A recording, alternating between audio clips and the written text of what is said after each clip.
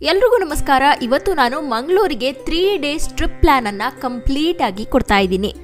ಈ ವಿಡಿಯೋದಲ್ಲಿ ನಾನು ಏನೆಲ್ಲ ಕವರ್ ಮಾಡ್ತೀನಿ ಅಂದರೆ ಬಜೆಟ್ ರೂಮ್ಗಳ ಬಗ್ಗೆ ತಿಳ್ಕೊಳ್ಳೋಣ, ಹಾಗೆ ಬೈಕ್ ರೆಂಟಲ್ಸ್ ಬಗ್ಗೆ ತಿಳಿಸ್ಕೊಡ್ತೀನಿ ಮತ್ತು ಟ್ರಾನ್ಸ್ಪೋರ್ಟೇಷನ್ ಬಗ್ಗೆ ತಿಳ್ಕೊಳ್ಳೋಣ.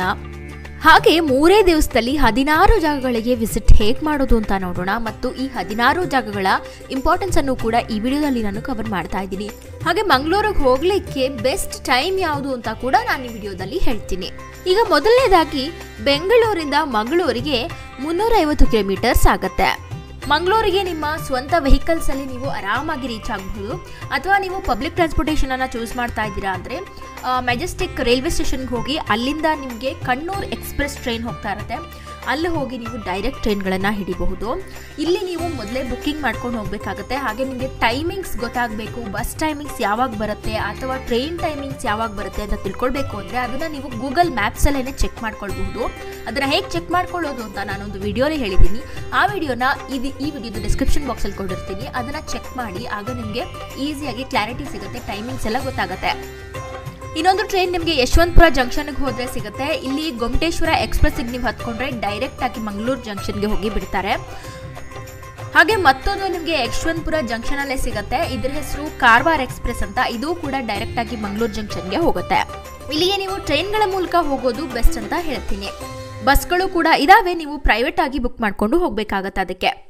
ಸೊ ಇಲ್ಲಿಗೆ ಹೋದಾಗ ನೀವು ಬೈಕ್ಗಳನ್ನು ರೆಂಟಿಗೆ ತೊಗೊಳ್ಬೇಕಾಗತ್ತೆ. ಇಲ್ಲಿರೋ ಫೇಮಸ್ ಜಾಗಗಳಿಗೆ ವಿಸಿಟ್ ಮಾಡಬೇಕು ಅಂತ ಅಂದರೆ, ಯಾಕಂದರೆ ಬೈಕ್ ಈಸಿ ಆಗಿರುತ್ತೆ ನಿಮಗೆ ಪಾರ್ಕಿಂಗ್ ಮಾಡಲಿಕ್ಕೆ ಆಗಿರಬಹುದು ಅಥವಾ ಬೇಗ ಟ್ರಾವೆಲ್ ಮಾಡಲಿಕ್ಕಾಗಿರಬಹುದು.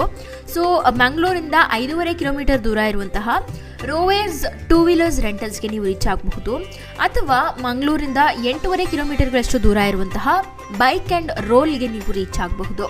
ಇಲ್ಲಿ ಒಂದು ದಿವಸಕ್ಕೆ 500ರಿಂದ 600 ರೂಪಾಯಿನ ಚಾರ್ಜ್ ಮಾಡ್ತಾರೆ. ನೀವು ಆದಷ್ಟು 4 ದಿನಕ್ಕೆ ತಗೊಳ್ತಾ ಇದ್ದೀರಾ ಅಂದರೆ ಕಡಿಮೆ ಮಾಡಿಸಿ. ಹಾಗೆ ಮತ್ತೊಂದು ಬೈಕ್ ರೆಂಟಲ್ ಇದೆ. ಹಾಗೆ ಮತ್ತೊಂದು ಮಂಗಳೂರಿಂದ 6.5 ಕಿಲೋಮೀಟರ್ಗಳಷ್ಟು ದೂರ ಇರುವಂತಹ ಪ್ಲಾನೆಟ್ ಸಫಾರಿಯು ಕೂಡ ನೀವು ರೀಚ್ ಆಗಬಹುದು. ನಾನು ಹೇಳ್ತಾ ಇರುವಂತಹ ಬೈಕ್ ರೆಂಟಲ್ಗೆ ಹೋಗಿ ಬುಕ್ ಮಾಡ್ಕೊಳ್ಬೇಕು ಅಂತ ಏನೂ ಇಲ್ಲ. ನೀವು ದಾರಿಲಿ ಹೋಗಬೇಕಾದ್ರೆ ನಿಮಗೆ ಯಾವುದೇ ಬೈಕ್ ರೆಂಟಲ್ ಶಾಪ್ಸ್ ಸಿಕ್ಕಲ್ಲಿ ಅಲ್ಲೆಲ್ಲ ಹೋಗಿ ನೀವು ಬುಕ್ ಮಾಡ್ಕೊಳ್ಬಹುದು ಆರಾಮಾಗಿ. ಅಕಸ್ಮಾತ್ ನಿಮಗೆ ಸಿಗ್ತಾ ಇಲ್ಲ ಅಂತ ಆದರೆ ನಾನು ಹೇಳಿರುವಂತಹ ಬೈಕ್ ರೆಂಟಲ್ಸ್ಗೆ ನೀವು ರೀಚ್ ಆಗಬಹುದು. ಮಂಗಳೂರಂತೂ ಕರ್ನಾಟಕದ ಒಂದು ಸೊಗಸಾದ ಪಟ್ಟಣ ಅಂತಾನೆ ಹೇಳಬಹುದು. ಇಲ್ಲಿನ ಕಡಲ ತೀರಗಳು, ವಿಭಿನ್ನವಾದ ಭಾಷೆ ಆಗಿರಬಹುದು ಅಥವಾ ರುಚಿಕರವಾದ ಖಾದ್ಯಗಳು ಇಲ್ಲಿ ಬಹಳ ಜನಪ್ರಿಯ. ಮಂಗಳೂರಿನ ಬಳಿಯಂತೂ ಭೇಟಿ ನೀಡಲಿಕ್ಕೆ ಹಲವಾರು ಸ್ಥಳಗಳೇ ಇವೆ. ಜಲಪಾತಗಳಾಗಿರಬಹುದು, ಕಡಲ ತೀರಗಳಾಗಿರಬಹುದು ಅಥವಾ ಪ್ರಾಚೀನ ದೇವಾಲಯಗಳಾಗಿರಬಹುದು. ಒಂದೊಂದು ಕೂಡ ಅದರದ್ದೇ ಆದ ಮಾಂತ್ರಿಕ ದೃಶ್ಯಾವಳಿಗಳಿಗೆ ಹೆಸರುವಾಸಿಯಾಗಿವೆ. ನಗರ ಜೀವನದಿಂದ ಬೇಸತ್ತ ಜನರು ವಿಶ್ರಾಂತಿಗಾಗಿ ಮಂಗಳೂರಿನ ಪ್ರವಾಸವನ್ನ ಕೈಗೊಳ್ಳಬಹುದು. ಇಲ್ಲಿನ ಕಡಲ ತೀರಗಳಲ್ಲಿ ನಿಮ್ಮ ಫ್ರೆಂಡ್ಸ್ ಮತ್ತು ಫ್ಯಾಮಿಲಿ ಜೊತೆ ಟೈಮ್ ಸ್ಪೆಂಡ್ ಮಾಡೋದೇ ಒಂದು ಅದ್ಭುತ. ಈಗ ನೀವು ಮಂಗಳೂರಿನ ಪ್ರವಾಸಕ್ಕೆ ಹೋದಾಗ ಆನಂದಿಸಲು ಯಾವೆಲ್ಲ ತಾಣಗಳಿವೆ ಅಂತ ನೋಡ್ತಾ ಹೋಗೋಣ. ಮೊದಲನೇ ದಿವಸ ನೀವು ಮಂಗಳೂರಿಂದ 5.5 ಕಿಲೋಮೀಟರ್ಗಳಷ್ಟು ದೂರ ಇರುವಂತಹ ಕದ್ರಿ ಶ್ರೀ ಮಂಜುನಾಥ ದೇವಾಲಯಕ್ಕೆ ರೀಚ್ ಆಗಿ. ಈ ದೇವಾಲಯವನ್ನ ಕ್ರಿಸ್ತಶಕ 15 ಅಥವಾ 16ನೇ ಶತಮಾನದಲ್ಲಿ ನಿರ್ಮಿಸಲಾಗಿದೆ ಅಂತ ಹೇಳಲಾಗುತ್ತೆ. ಇಲ್ಲಿ ನಿಂತು ನೋಡುವ ಕದ್ರಿ ಬೆಟ್ಟಗಳ ರಮಣೀಯ ಸೌಂದರ್ಯನೇ ತುಂಬಾ ಚೆನ್ನಾಗಿರುತ್ತೆ. ಇದರ ಇತಿಹಾಸ ಏನ್ ಹೇಳುತ್ತೆ ಅಂದ್ರೆ, ಕ್ರಿಸ್ತಶಕ 10ನೇ ಶತಮಾನದ ಪೂರ್ವದಲ್ಲಿ ಕದ್ರಿ ಬೌದ್ಧ ಧರ್ಮದ ಪ್ರಮುಖ ಕೇಂದ್ರವಾಗಿತ್ತಂತೆ.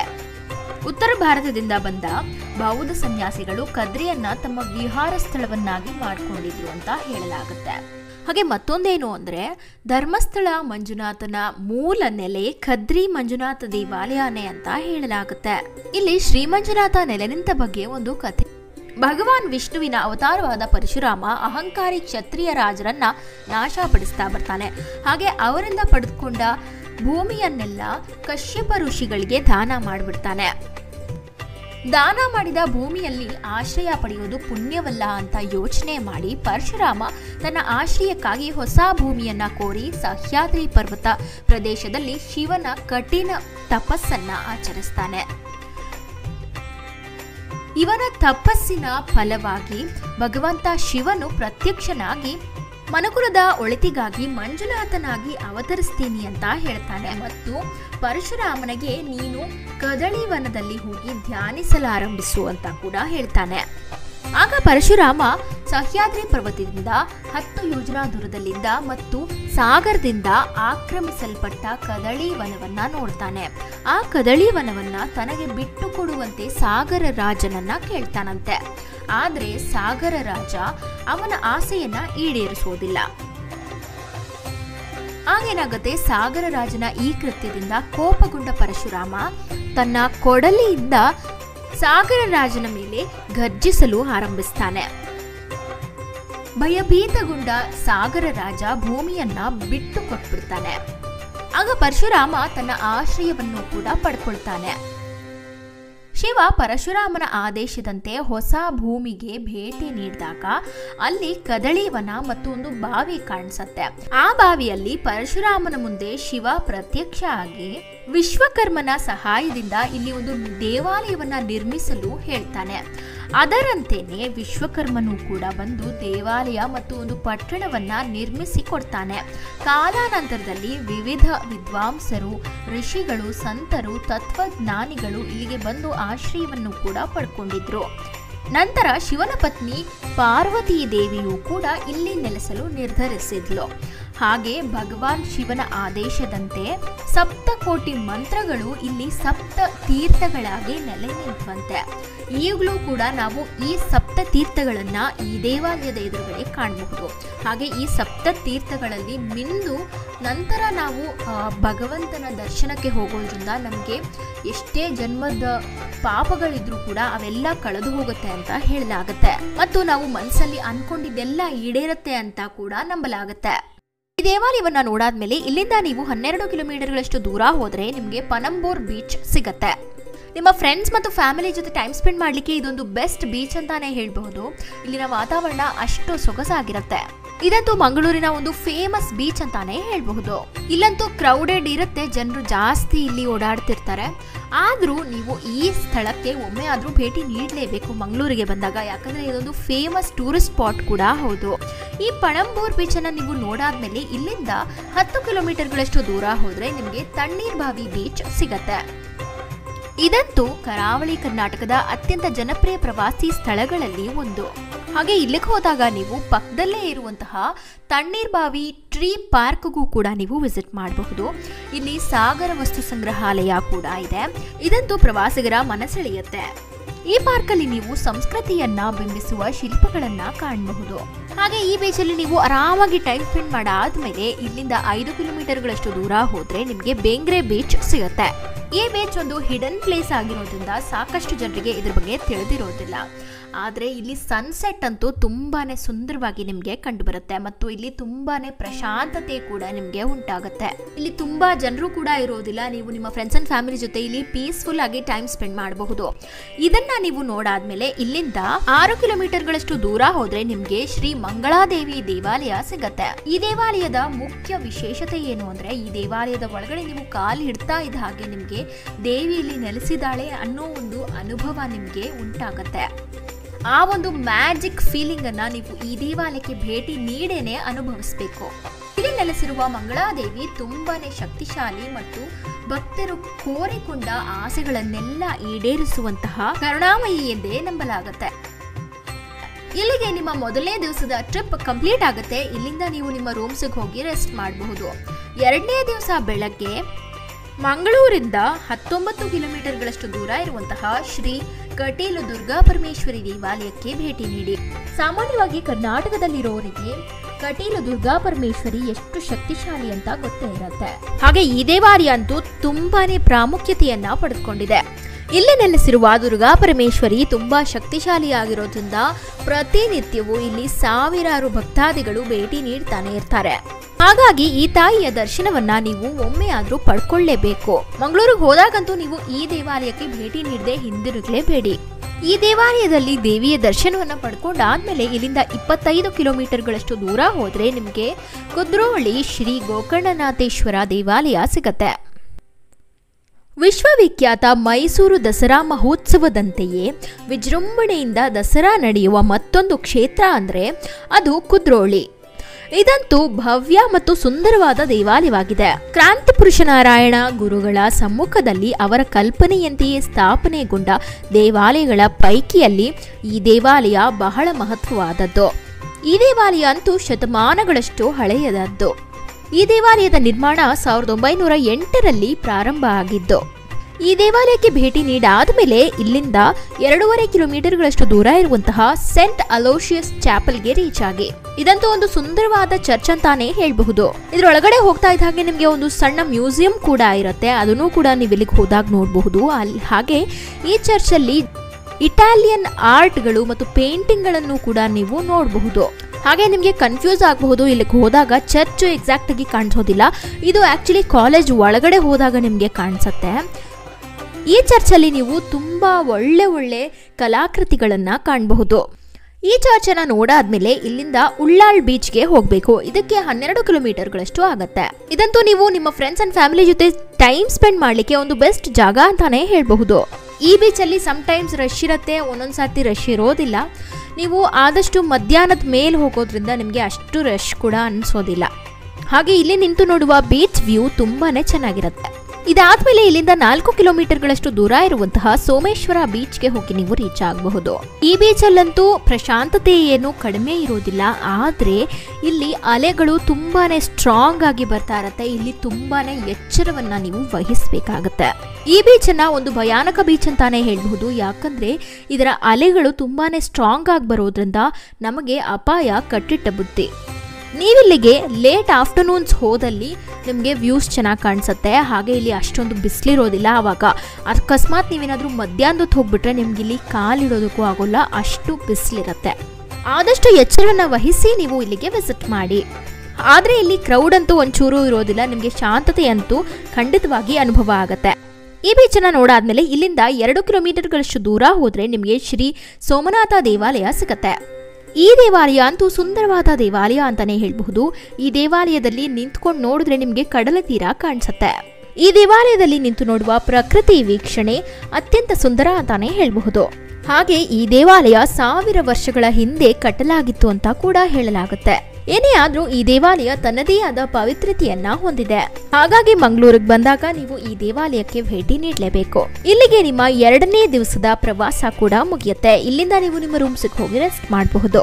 3ನೇ ದಿವಸ ಬೆಳಗ್ಗೆ ನೀವು ಮಂಗಳೂರಿಂದ 14 ಕಿಲೋಮೀಟರ್ಗಳಷ್ಟು ದೂರ ಹೋದ್ರೆ ವ್ಯಾಲಿ ಕ್ರೆಸ್ತಾ ವಾಟರ್ ಫಾಲ್ಸ್ ನಿಮಗೆ ಸಿಗುತ್ತೆ. ಈ ಫಾಲ್ಸ್ ಅನ್ನ ನೋಡ್ಲಿಕ್ಕಾಗಿ ನೀವು ಫಾರೆಸ್ಟ್ ಒಳಗಡೆ ಟ್ರೆಕ್ಕಿಂಗ್ ಮಾಡ್ಕೊಂಡು ಹೋಗ್ಬೇಕಾಗುತ್ತೆ. ಇದೊಂದು ಅಡ್ವೆಂಚರಸ್ ಟ್ರೆಕ್ಕಿಂಗ್ ಅಂತಾನೆ ಹೇಳಬಹುದು.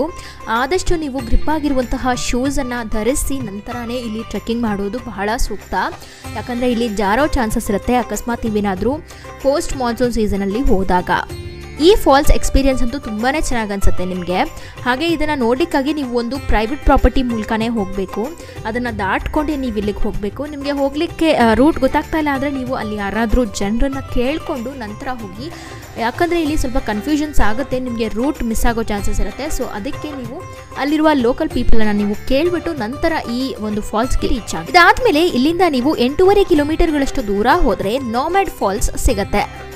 ಈ ಫಾಲ್ಸ್ ಅನ್ನ ನೋಡ್ಲಿಕ್ಕಾಗಿ ನೀವು ಸ್ವಲ್ಪ ಕಾಡ್ ಒಳಗಡೆ ಟ್ರೆಕ್ಕಿಂಗ್ ಅನ್ನ ಮಾಡ್ಕೊಂಡು ಹೋಗ್ಬೇಕಾಗುತ್ತೆ. ಹಾಗೆ ನೀವು ಇಲ್ಲೇ ಅಕ್ಕಪಕ್ಕದಲ್ಲಿ ಲೋಕಲೈಟ್ಸ್ ಯಾರಾದರೂ ಇದ್ರೆ ಇಲ್ಲಿಗೆ ಕರ್ಕೊಂಡು ಹೋಗ್ತೀನಿ ಅಂತ ಹೇಳಿದ್ರೆ ನೀವು ಅವ್ರ ಜೊತೆ ಕೂಡ ಹೋಗಬಹುದು.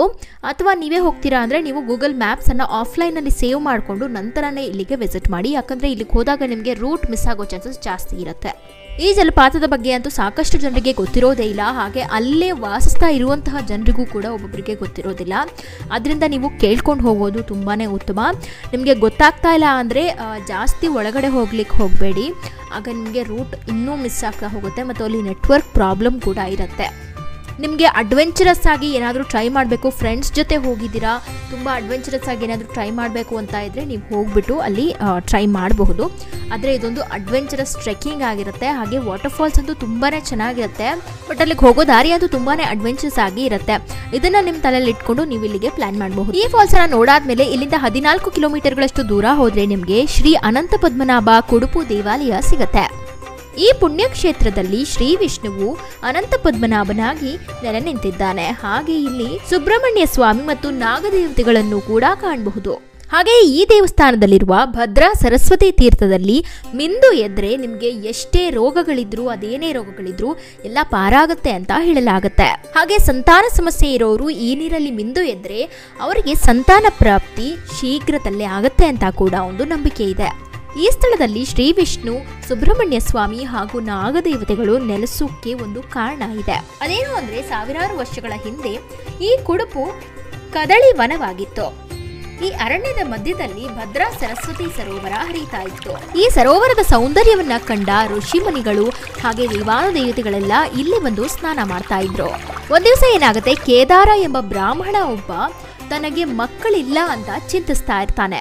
ಆಗ ಅವನು ಈ ಪ್ರದೇಶಕ್ಕೆ ಬಂದಾಗ ಶೃಂಗ ಮುನಿಗಳು ಅವನಿಗೆ ಕಾಣಿಸ್ಕೊಳ್ತಾರೆ.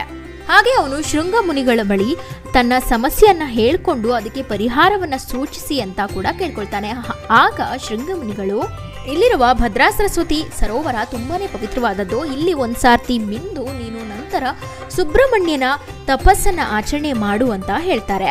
ಶೃಂಗಮುನಿಗಳು ಹೇಳಿದ ಹಾಗೇನೆ ಕೇದಾರರು ಕೂಡ ಘೋರ ತಪಸ್ಸನ್ನ ಮಾಡ್ತಾರೆ. ಆತನ ಭಕ್ತಿಯನ್ನ ಮೆಚ್ಚಿ ಸುಬ್ರಹ್ಮಣ್ಯ ಸ್ವಾಮಿ ಕೂಡ ಅವನಿಗೆ ಸಂತಾನ ಪ್ರಾಪ್ತಿಯನ್ನ ಕರುಣಿಸ್ತಾನೆ. ಸುಬ್ರಹ್ಮಣ್ಯನ ಕೃಪೆಯಿಂದ ಕೇದಾರರ ಪತ್ನಿ 1 ವರ್ಷದ ಒಳಗಡೆನೆ ಗರ್ಭಿಣಿಯಾಗ್ತಾಳೆ. ನಂತರ ಅವಳು 3 ಹಾವಿನ ಮೊಟ್ಟೆಗಳಿಗೆ ಜನ್ಮವನ್ನು ಕೂಡ ಕೊಡ್ತಾಳೆ. ಹಾವಿನ ಮೊಟ್ಟೆಗಳನ್ನ ನೋಡಿ ಕೇದಾರರು ದುಃಖಿಸ್ತಾರೆ. ಆಗ ಒಂದು ಅಶರೀರವಾಣಿ ಅವನಿಗೆ ಕೇಳಿಸುತ್ತೆ. ಅದೇನು ಅಂದ್ರೆ, ಮಹಾವಿಷ್ಣು, ಮಹಾಶೇಷ ಮತ್ತು ಸುಬ್ರಹ್ಮಣ್ಯ ಸ್ವಾಮಿ ಲೋಕ ಕಲ್ಯಾಣಕ್ಕಾಗಿ ಇಲ್ಲಿ ಜನ್ಮ ತಾಳಲಿದ್ದಾರೆ. ಅದಕ್ಕಾಗಿನೇ ಈ ಮೊಟ್ಟೆಗಳನ್ನ ನೀನು ತೆಗೆದುಕೊಂಡು ಹೋಗಿ ಭದ್ರಾ ಸರಸ್ವತಿ ಸರೋವರದಲ್ಲಿ ಬಿಟ್ಬಿಡು ಅಂತ ಹೇಳ್ತಾರೆ. ಆ ಅಶರೀರವಾಣಿಯನ್ನ ಕೇಳಿಸ್ಕೊಳ್ತಾ ಇದ್ದ ಹಾಗೇನೆ ಕೇದಾರರು ಕೂಡ ಅದರಂತೆಯೇ ನಡ್ಕೊಳ್ತಾರೆ ಮತ್ತು ಅಲ್ಲಿ ಹೋಗ್ಬಿಟ್ಟು ಅನಂತ ಪದ್ಮನಾಭನ ತಪಸ್ಸನ್ನಾಚರಿಸಿ ಮೋಕ್ಷವನ್ನ ಪಡ್ಕೊಳ್ತಾರೆ. ಹೀಗೆ ಇಲ್ಲಿ ಮಹಾವಿಷ್ಣು, ಮಹಾಶೇಷ ಮತ್ತು ಸುಬ್ರಹ್ಮಣ್ಯ ಸ್ವಾಮಿ ನೆಲೆ ನಿಂತರು ಅಂತ ನಂಬಲಾಗುತ್ತೆ. ಈ ದೇವಾಲಯವನ್ನ ನೋಡಾದ್ಮೇಲೆ ಇಲ್ಲಿಂದ 5.5 ಕಿಲೋಮೀಟರ್ಗಳಷ್ಟು ದೂರ ಹೋದ್ರೆ ಮುರೋಳಿ ಶ್ರೀ ಸೂರ್ಯನಾರಾಯಣ ದೇವಾಲಯ ನಿಮ್ಗೆ ಸಿಗುತ್ತೆ.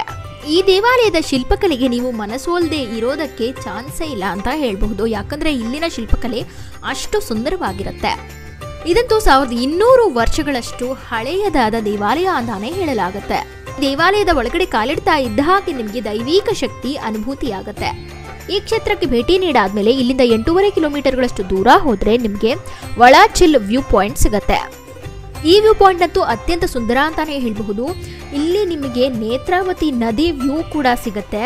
ತುಂಬಾನೇ ಚೆನ್ನಾಗಿ ಅನ್ಸುತ್ತೆ. ನೀವು ಇಲ್ಲಿಗೆ ಹೋದಾಗ ಅದನ್ನ ನೀವು ಅಲ್ಲೇ ಹೋಗಿ ಎಕ್ಸ್ಪೀರಿಯನ್ಸ್ ಮಾಡಬೇಕು. ಅಕ್ಕಪಕ್ಕದಲ್ಲೂ ನಿಮಗೆ ಹಚ್ಚ ಹಸಿರೇ ಕಾಣುತ್ತೆ ಮತ್ತು ತುಂಬ ಶಾಂತವಾಗಿರುವಂತಹ ನೇತ್ರಾವತಿ ನದಿಯ ವ್ಯೂ ಅಂತೂ ಕೂಡ ನಿಮಗೆ ತುಂಬ ಚೆನ್ನಾಗಿ ಅನ್ಸುತ್ತೆ ಇಲ್ಲಿಂದ. ಇದಂತೂ ಫೋಟೋಗ್ರಾಫಿಗೆ ಮಾಡಿಸಿದ ಸ್ಥಳ ಅಂತಾನೆ ಹೇಳಬಹುದು. ಯಾಕಂದ್ರೆ ಈ ಸ್ಥಳ ಅತ್ಯಂತ ಸುಂದರವಾದ ಸ್ಥಳ ಅಂತಾನೆ ಹೇಳಬಹುದು. ಇಲ್ಲಿಗೆ ನಿಮ್ಮ 3 ದಿನಗಳ ಮಂಗಳೂರಿನ ಪ್ರವಾಸ ಮುಗಿಯುತ್ತೆ. ಈಗ ನಾನು ನಿಮಗೆ ಮುಂಚೆನೇ ಹೇಳಿದ್ದೆ ರೂಮ್ಸ್ ಬಗ್ಗೆ ಹೇಳ್ತೀನಿ ಅಂತ. ಮಂಗಳೂರಿಗೆ ಹೋದಾಗ ಎಲ್ಲಿ ಸ್ಟೇ ಆಗಬಹುದು ಅಂತ. ಮಂಗಳೂರಿಂದ 7.5 ಕಿಲೋಮೀಟರ್ಗಳಷ್ಟು ದೂರ ಇರುವಂತಹ ಕಾಸ್ಮೋ ಲಾಡ್ಜ್ಗೆ ನೀವು ರೀಚ್ ಆಗಬಹುದು. ಇಲ್ಲಿ ಒಂದು ದಿವಸಕ್ಕೆ 800 ರೂಪಾಯಿಂದ 1200 ರೂಪಾಯಿವರೆಗೂ ಚಾರ್ಜ್ ಮಾಡ್ತಾರೆ. ಮತ್ತೊಂದು ರೂಮ್ ನಿಮಗೆ ಮಂಗಳೂರಿಂದ 8 ಕಿಲೋಮೀಟರ್ಗಳಷ್ಟು ದೂರ ಇದೆ. ಇದರ ಹೆಸರು ಹೋಟೆಲ್ ಪ್ಲಾಜಾ ಹೈಟ್ಸ್ ಅಂತ. ಇಲ್ಲಿ ಒಂದು ದಿವಸಕ್ಕೆ 1500ರಿಂದ 2000 ರೂಪಾಯಿವರೆಗೂ ಚಾರ್ಜ್ ಮಾಡ್ತಾರೆ. ಹಾಗೆ ಕೊನೆಯ ಹೋಟೆಲ್ ಮಂಗಳೂರಿಂದ 6.5 ಕಿಲೋಮೀಟರ್ಗಳಷ್ಟು ದೂರ ಇದೆ. ಇದರ ಹೆಸರು ಹೋಟೆಲ್ ಶ್ರೀನಿವಾಸ್ ಅಂತ. ಈ ಹೋಟೆಲ್ ಕೆಳಗಡೆನೆ ನಿಮಗೆ ಊಟ ತಿಂಡಿ ಕೂಡ ಮಾಡ್ಕೊಳ್ಳಿಕ್ಕೆ ರೆಸ್ಟೋರೆಂಟ್ ಕೂಡ ಇದೆ. ಪ್ಯೂರ್ ವೆಜ್ ರೆಸ್ಟೋರೆಂಟ್ ಕೂಡ ನಿಮಗೆ ಇಲ್ಲೇ ಅವೈಲೇಬಲ್ ಇರುತ್ತೆ. ನೀವು ರೂಮ್ ಕೂಡ ಇಲ್ಲೇ ಬುಕ್ ಮಾಡಿಕೊಂಡು ಇಲ್ಲೇ ಊಟ ತಿಂಡಿ ಕೂಡ ಮಾಡ್ಕೊಳ್ಬಹುದು. ಹಾಗೆ ಮತ್ತೊಂದೇನು ಅಂದರೆ, ನೀವು ಮಂಗಳೂರಿಗೆ ಹೋದಾಗ ಇಲ್ಲಿನ ಫೇಮಸ್ ಪಬ್ಬಾಸ್ ಐಸ್ ಕ್ರೀಮನ್ನು ಕೂಡ ಟ್ರೈ ಮಾಡಿ. ಯಾಕಂದರೆ ಇದು ತುಂಬಾ ಫೇಮಸ್ ಐಸ್ ಕ್ರೀಮ್ ಇಲ್ಲಿ. ಹಾಗೆ ತುಂಬ ಟೇಸ್ಟಿಯಾಗಿ ಕೂಡ ಇರುತ್ತೆ. ಅದನ್ನು ನೀವು ಇಲ್ಲಿಗೆ ಹೋದಾಗ ಒಂದ್ಸಾರ್ತಿ ಆದರೂ ಎಕ್ಸ್ಪೀರಿಯನ್ಸ್ ಮಾಡಿ. ಹಾಗೆ ನಿಮಗೆ ಇಲ್ಲಿ ಊಟ ತಿಂಡಿ ಮಾಡ್ಕೊಳ್ಳಿಕ್ಕೆ ಕೊರತೆ ಏನೂ ಇಲ್ಲ. ಅಲ್ಲಲ್ಲಿ ಸಾಕಾದಷ್ಟು ವೆಜಿಟೇರಿಯನ್ ಹೋಟೆಲ್ಸ್ ಹಾಗೆ ನಾನ್ ವೆಜಿಟೇರಿಯನ್ ಹೋಟೆಲ್ಸ್ ನಿಮಗೆ ಆರಾಮಾಗಿ ಸಿಗ್ತವೆ. ಸೊ ಈಗ ನಾನು 3 ದಿನಗಳ ಮಂಗಳೂರು ಟ್ರಿಪ್ ಪ್ಲ್ಯಾನ್ ಅನ್ನು ನಿಮಗೆ ತಿಳಿಸ್ಕೊಟ್ಟಿದ್ದೀನಿ. ಈ ರೀತಿ ಟ್ರಿಪ್ ಪ್ಲ್ಯಾನ್ ತುಂಬಾ ಯೂಸ್ ಆಗುತ್ತೆ ನಿಮಗೆ ಟ್ರಾವೆಲ್ ಮಾಡಬೇಕಾದ್ರೆ. ಸೊ ಆದ್ದರಿಂದ ಆದಷ್ಟು ನಿಮ್ಮ ಫ್ರೆಂಡ್ಸ್ ಆ್ಯಂಡ್ ಫ್ಯಾಮಿಲಿಗೆ ಈ ವಿಡಿಯೋನ ಶೇರ್ ಮಾಡಿ. ಹಾಗೆ ಮಂಗಳೂರು ಟ್ರಿಪ್ಗೆ ಹೋಗಬೇಕು ಅಂತ ಅಂದ್ಕೊಂಡಿರೋರಿಗೆ ಈ ವಿಡಿಯೋ ತುಂಬಾ ಹೆಲ್ಪ್ ಆಗುತ್ತೆ. ಹಾಗೆ ನಮ್ಮ ಚಾನಲ್ಗೆ ಸಬ್ಸ್ಕ್ರೈಬ್ ಆಗಲಿಕ್ಕೂ ಕೂಡ ಮಿಸ್ ಮಾಡಬೇಡಿ. ಯಾಕಂದರೆ ಈ ರೀತಿಯಾದ ಇನ್ಫಾರ್ಮೇಟಿವ್ ವಿಡಿಯೋಸ್ ಇನ್ನೂ ಸಾಕಷ್ಟು ಬರಲಿದೆ. ಅದಕ್ಕಾಗಿ